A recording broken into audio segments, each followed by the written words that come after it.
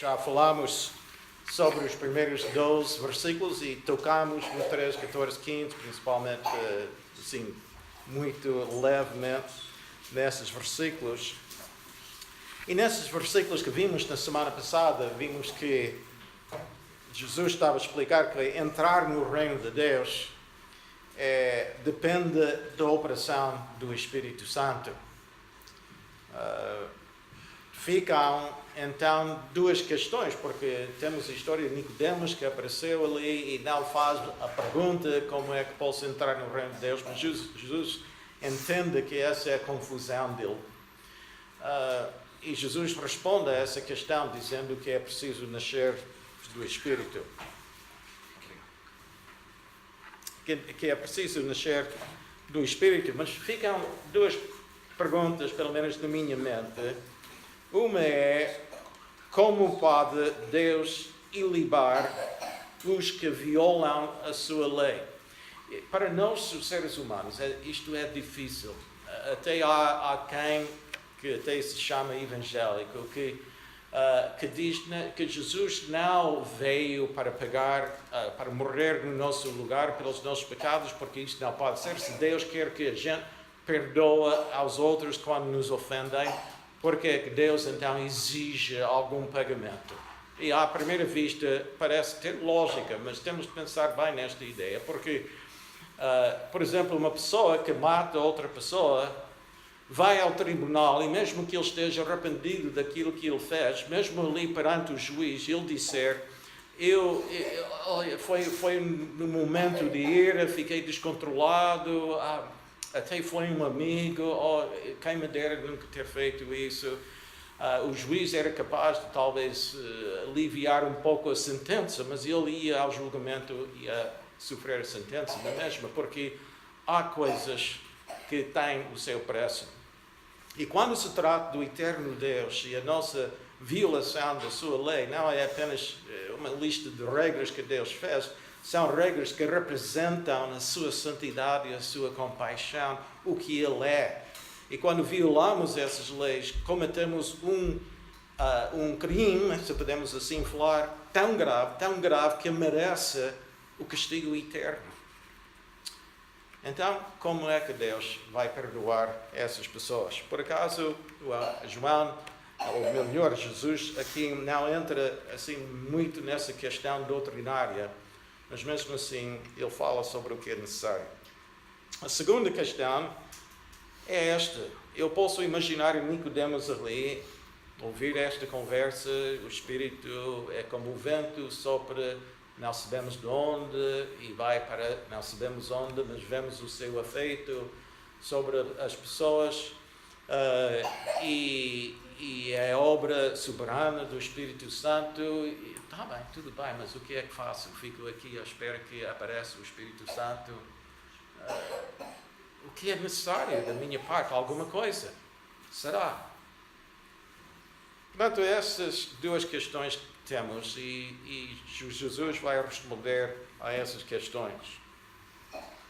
Portanto, nesse texto que temos hoje, Jesus explica que, embora o poder de se tornar filho de Deus é obra exclusiva do Espírito Santo, o meio pelo qual somos salvos, que entramos na vida eterna, esse meio é a fé na obra de Deus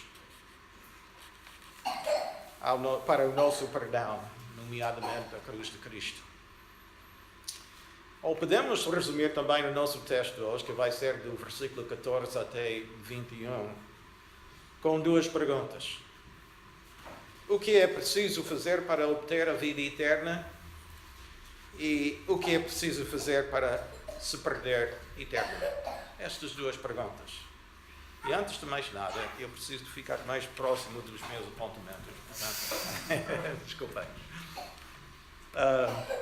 Então, abramos as nossas Bíblias em João capítulo 3, começando com o versículo 14.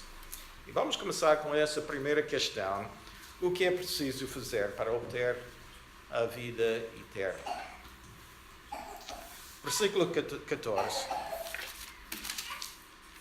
Aliás, vou pedir ao pastor Tiago para ler, se pudesse, 14 e 15. E como Moisés levantou a serpente no deserto, assim importa que o Filho do Homem seja levantado, para que todo aquele que nele crê não pereça, mas tenha a vida eterna. Antes de entrar aqui, eu queria só esclarecer uma coisa. Encontramos neste capítulo 3 expressões que são equivalentes para todos os efeitos. Uma expressão é entrar no reino de Deus, foi isso que Jesus usou logo no início, quando ele falou com Nicodemos no início. A expressão ter a vida eterna, como aqui no versículo 15, para que todo aquele que nele crê tenha a vida eterna. E ainda temos a expressão salvar. Como eu disse, estamos a falar efetivamente da mesma coisa. Quando juntamos esses três, só os que entram no reino de Deus têm a vida eterna e são salvos da perdição. Agora, nestes 2 versículos, ele começa com esta história de Moisés que levantou a serpente no deserto. Eu julgo que para quase todos aqui esta história é conhecida, mas vamos para Números capítulo 21 e ler esta história outra vez. É muito breve. Números 21, começando com o versículo 4.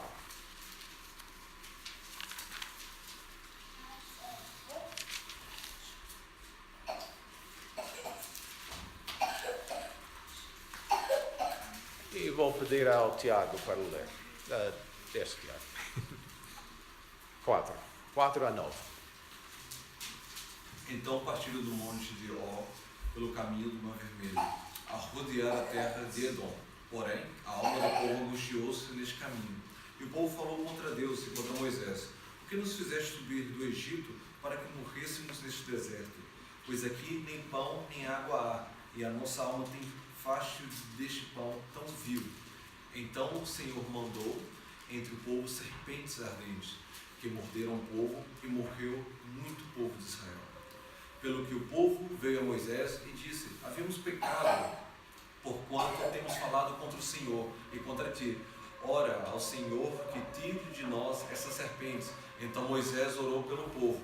E disse o Senhor a Moisés: Faze uma serpente ardente e põe-na sobre uma haste, e será que viverá todo o mordido que olhar para ela.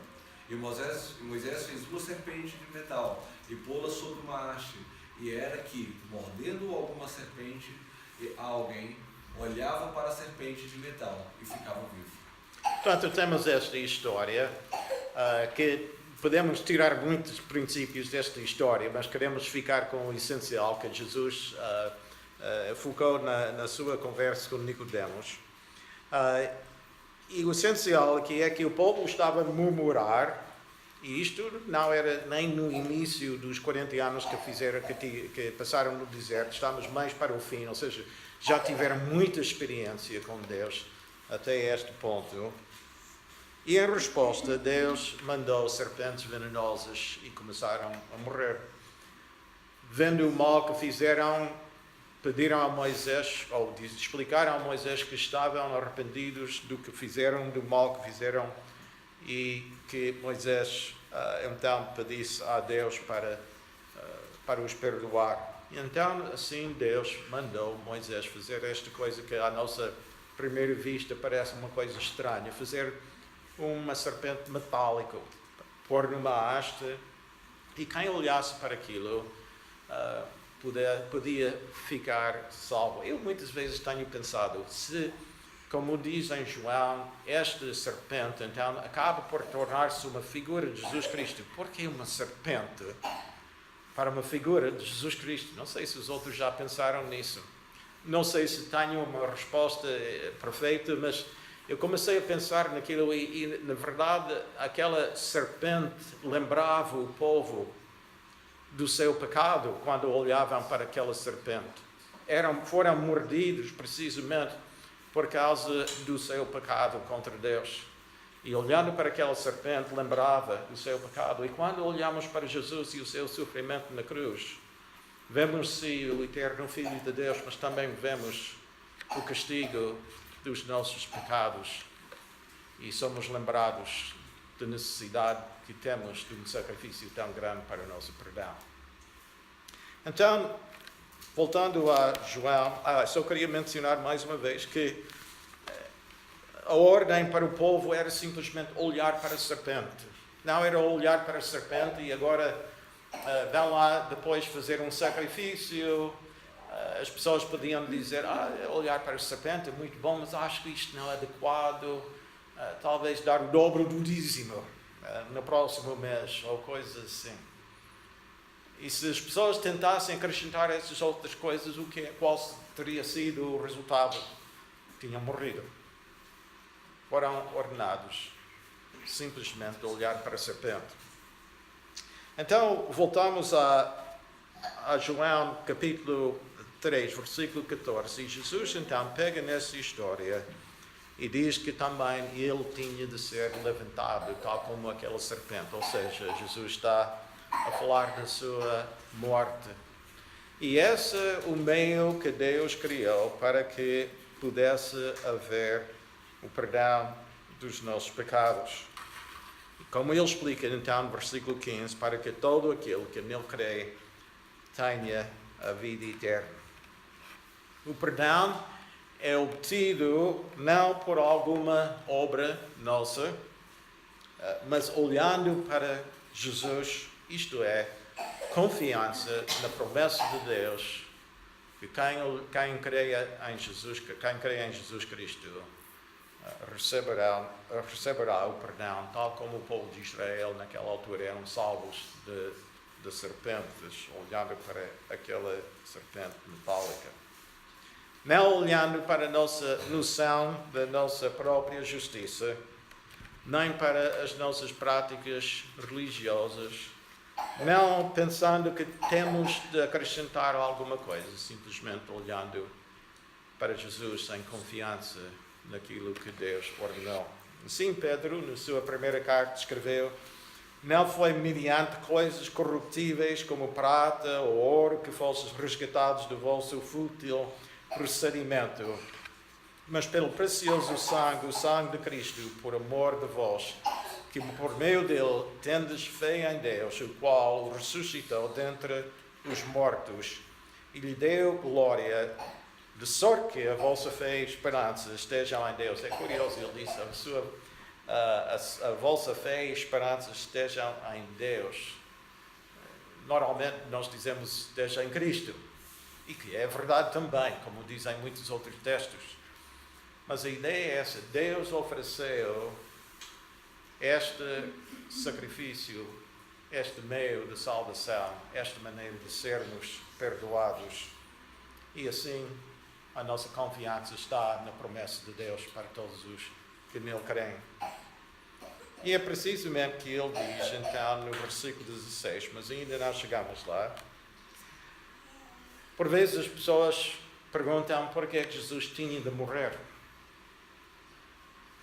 Aqui, certamente, não há ninguém que tenha dúvidas sobre isso, mas eu já vi essa pergunta várias vezes, até por parte de pessoas que se consideram cristãos e até pessoas que, entre os evangélicos, que apesar dos ensinos claros das Escrituras ainda colocam essa questão: por que Jesus morreu na cruz? E muitos querem negar que fosse para pagar pelos nossos pecados. E João, por acaso, ou Jesus, melhor falando aqui, não entra nessa questão. Ele não dá uma lição de teologia completa aqui, porque não é o seu propósito. Mas sabemos através das Escrituras que Jesus tinha de morrer porque não havia maneira de Deus nos perdoar e guardar a sua justiça sem a sentença ser paga.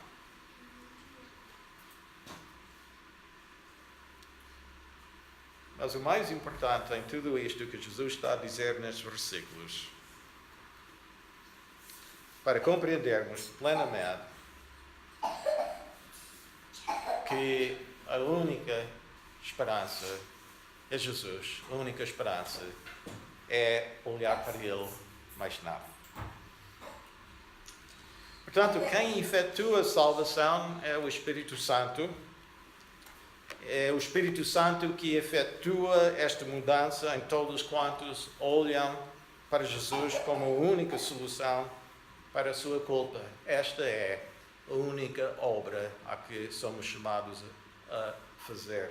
Capítulo 6, versículo 29.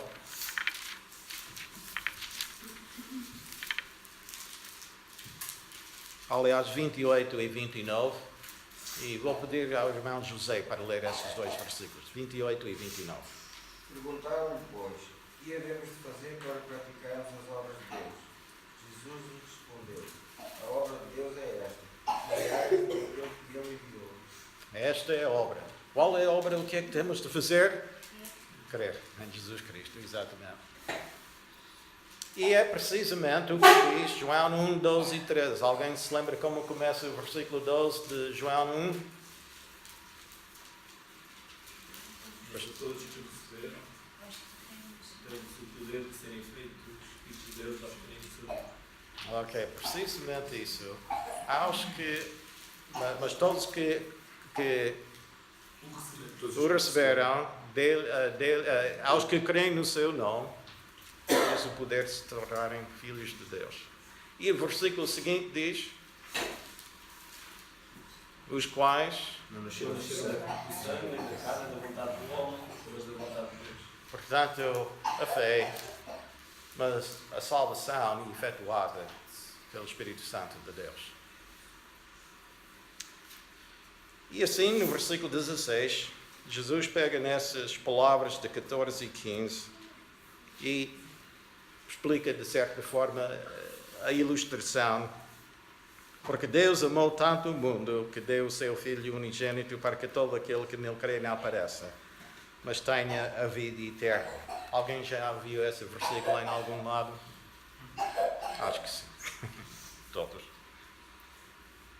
Mas o que é interessante aqui é que o que ele realmente está a enfatizar neste versículo não é aquilo que ele acaba de ter dito no versículo 15, mas a mostrar qual foi a motivação de Deus ao providenciar esse meio de salvação. E qual foi a motivação de Deus? Simplesmente o seu amor. Porque não havia outra coisa que pudesse servir para motivar Deus a dar um sacrifício tão grande de ser mais amado por Ele em todo o universo e além do universo, o seu próprio Filho. Mas o que eu acho curioso é o versículo 17. Pois Deus enviou o seu Filho ao mundo não para que julgasse o mundo, mas para que o mundo fosse salvo por meio dele. Entendemos isto, não há nenhuma dificuldade de exegese deste versículo, mas a pergunta que eu tenho é esta: qual a razão por que está aqui? Por que é que foi tão importante Jesus fazer esta afirmação aqui? Pois, é verdade, muito bem, ficamos satisfeitos que Jesus veio não para condenar o mundo, para julgar o mundo, mas para salvar o mundo. Eu creio que a resposta está no capítulo 1, versículo 17.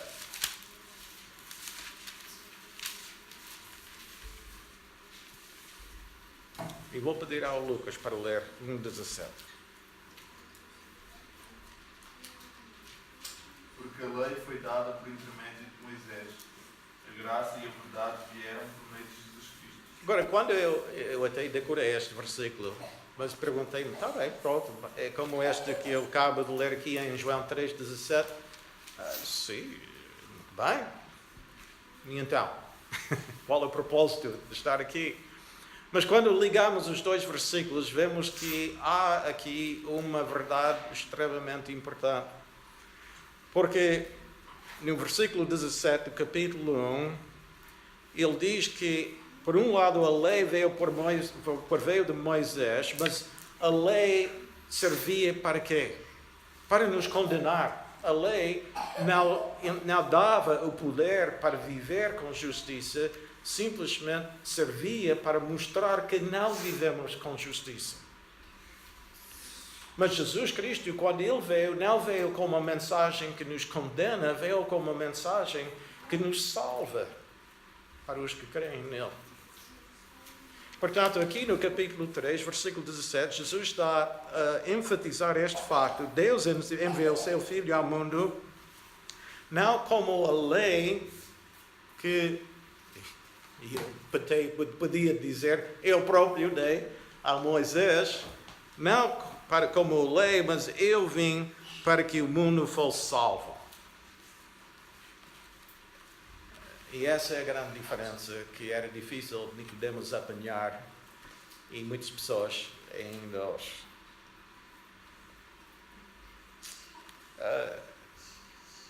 Desta forma, então somos apresentados com ainda outra pergunta, ou seja, ele não veio para que o mundo fosse julgado, então o que é que dizemos sobre este mundo? Ou, para repetir aquela pergunta que ele fez no início, o que é necessário para se perder eternamente? Versículos de 18 a 21, mas vamos ler só 18 e vou pedir, estou a escolher todos os homens, não é nada contra as mulheres, calhão. Pode ler o versículo 18. Quem nele crê não é condenado, mas quem não crê já está condenado, pois não crê no nome do Filho unigênito de Deus.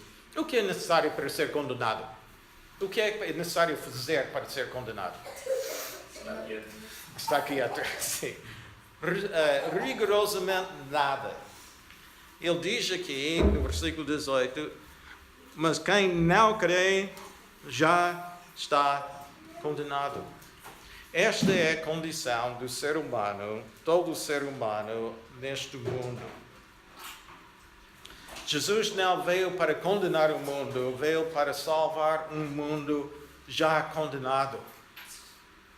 E a lei serviu para demonstrar essa realidade da nossa condenação.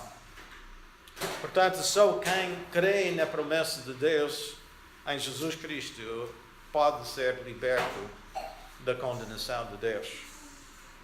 Agora, versículos 19 e 20, porque alguém pode pensar, bem, mas isto é um pouco injusto de parte de Deus. A gente entra neste mundo e Deus coloca sobre nós já esta condenação. Então, vou passar para uma das senhoras, a Joana, 19 e 20. E a condenação é esta, que a luz veio ao mundo, e os homens amaram mais as trevas do que a luz, porque as suas obras eram más.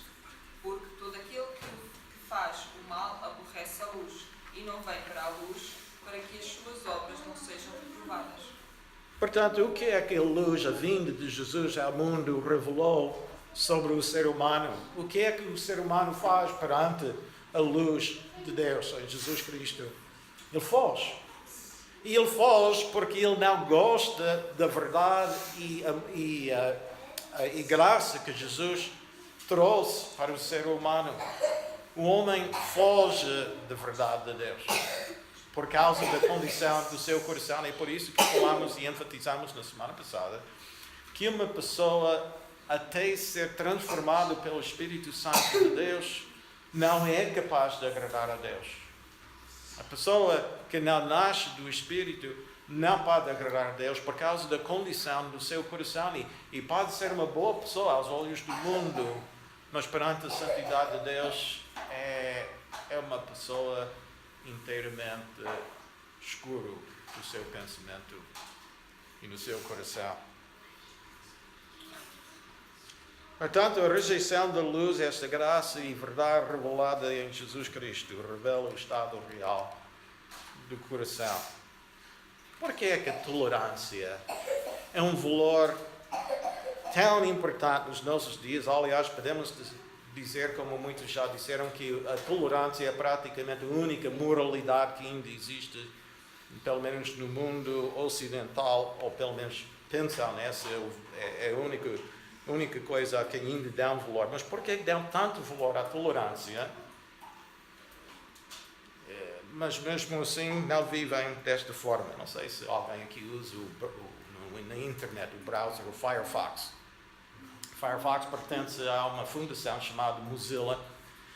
E Mozilla tinha um chefe, como qualquer empresa.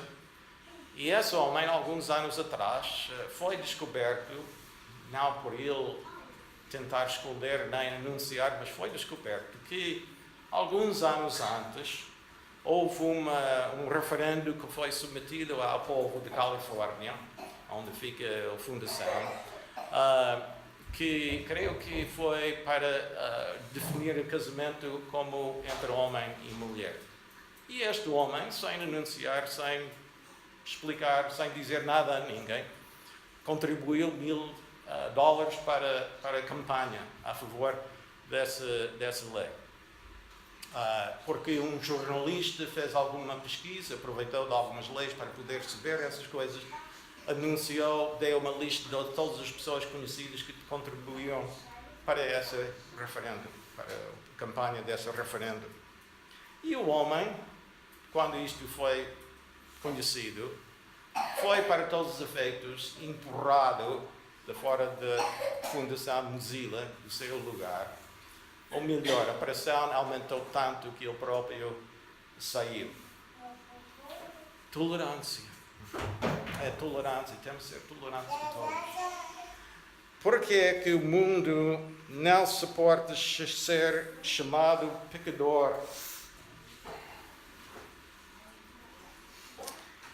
Por que é que a comunidade gay, por exemplo, podemos falar de outros, não se contentará apenas em ter leis a seu favor, não vai ficar contente até ser silenciada toda voz que diz que a homossexualidade é imoral na prática. Aquela frase que ouvimos muitas vezes, devemos respeitar todas as religiões. Eu costumo dizer às pessoas, eu respeito o direito de cada um seguir aquilo que entender sem ser perseguido ou gozado. Mas eu não posso respeitar aquilo que leva as pessoas para o erro eterno. Mas as pessoas gostam dessa frase porque se devemos respeitar todas as religiões, todos devem respeitar a minha ideia, o que significa que não deves dizer que a minha ideia está errada. Porque é que querem negar a divindade e a obra real de Jesus Cristo e reduzi-lo apenas a um bom mestre? Porque Jesus real veio com luz e esta luz faz doer a alma. Porque é que tantas pessoas chamam-se cristãos, mas querem justificar o seu pecado na mesma? Porque é que a mensagem da cruz é odiada? Porque a cruz é símbolo do que eu mereço.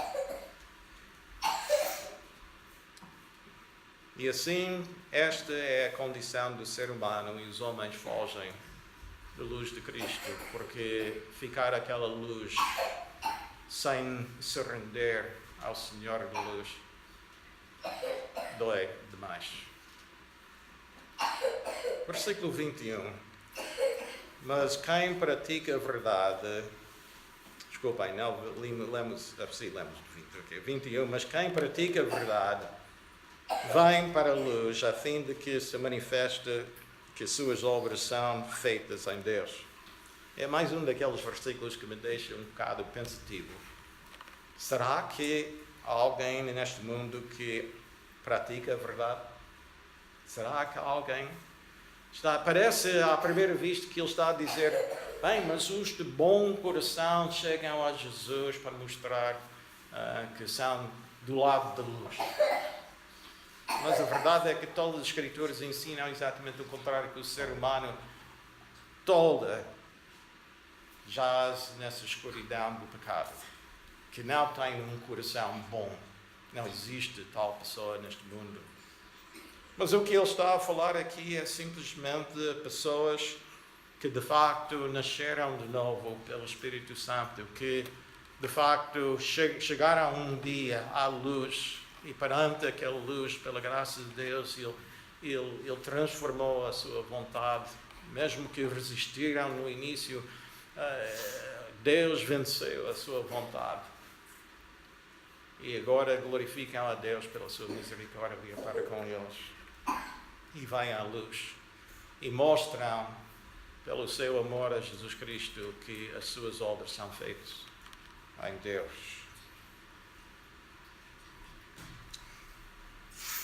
o Filho de Deus, mesmo com o seu pecado, quando é confrontado com o seu pecado, ele pode ficar até um pouco chateado no início, quando alguém aponta para o seu pecado, mas eu tenho visto isto muitas vezes na questão de disciplina das igrejas.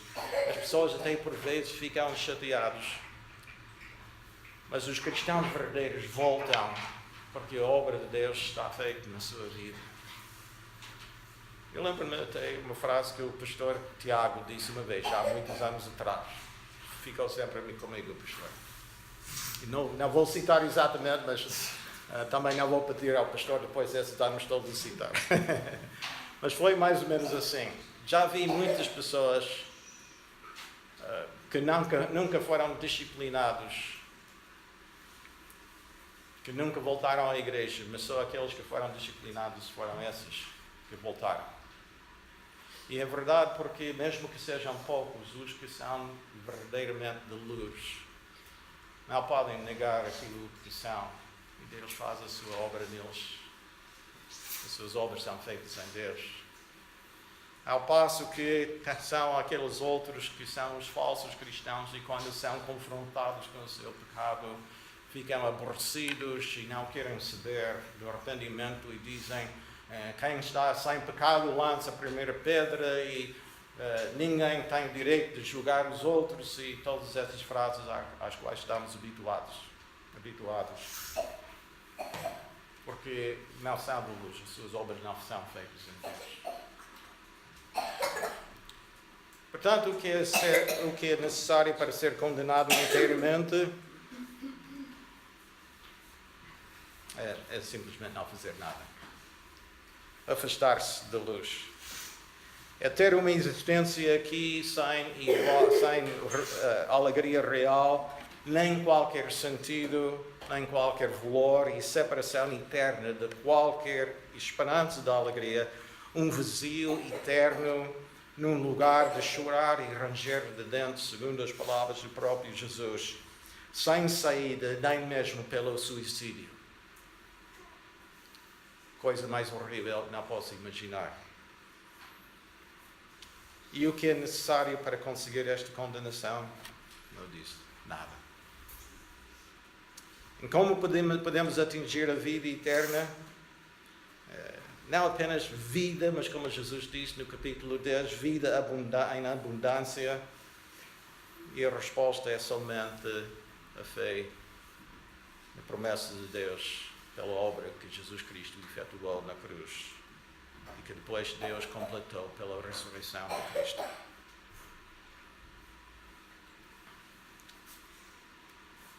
Mesmo assim, fica essa realidade que eu tenho observado. Charles Spurgeon debatia a verdade das doutrinas de graça quando ele tinha os seus 13, 14, 15 anos, antes de conhecer o Deus da graça. Ele acreditava em todas essas verdades, mas só foi numa noite de neve, quando ele, por necessidade, por causa da tempestade, entrou numa pequena igreja em que ele depois disse: se ele tivesse ficado nesta igreja, morria de fome espiritual. Mas ali um diácono deu uma mensagem muito simples, mas que Deus usou para penetrar o seu coração naquele momento. A sua fé tornou-se não apenas numa crença, mas numa rendição a Jesus Cristo. E eu falo da minha própria experiência. Eu era muito pequeno, mas em casa os meus pais tínhamos o tempo devocional em família. Os nossos pais falavam sempre de salvação em Jesus Cristo, e necessidade de nós recebermos Jesus no nosso coração, naquela linguagem das crianças e tudo. E eu até cheguei mesmo a orar, porque tínhamos sempre a última coisa, era ajoelhar-nos perante ao pé da cama e orar. E lembro-me uma noite eu orei e pedi a Jesus para me salvar ou entrar no meu coração ou qualquer coisa, e eu sabia, mesmo com os meus 6 anos de idade, eu sabia que aquelas foram apenas palavras, coisa impressionante, mas eu acreditava tudo isso que eles diziam. qual foi a diferença quando um dia foi Deus, eu não sei explicar, mas foi Deus que começou a apertar a minha alma e eu tive não apenas de acreditar naquelas verdades, mas eu tive de me render a Jesus Cristo como meu Salvador, reconhecer que eu é que era pecador perante a sua luz. A luz do eu, mas graças a Deus fui perdoado. E o Cristo que eu evitava tanto, apesar de acreditar, entre aspas, nele, é agora a minha alegria. Pode ser que haja alguém aqui, apesar de sermos, não sei se somos quase todos membros de igreja, mas é possível ser um crente sem ser um filho de Deus. Se entendem bem nas minhas palavras. E se agora a luz de Cristo brilha sobre a tua vida e se o Espírito Santo está a convencer do mal no teu coração, a palavra é esta: rende-te a Jesus agora em fé sincera. E se está a pensar, bem, é verdade, eu nunca disse isso a ninguém, mas olha, não sei, são coisas que eu acredito, mas não entendo o que as outras pessoas dizem quando falam sobre o seu relacionamento com Cristo. Então, a palavra para ti é: roga a Deus para que Ele efetue a mudança no teu coração, para que Ele te mude de uma vez para todos. Há um preço a pagar. O preço a pagar é a condenação eterna. E o preço a pagar é aquele egoísmo a que tanto agarramos até o momento em que nos rendemos a Jesus. Vamos orar.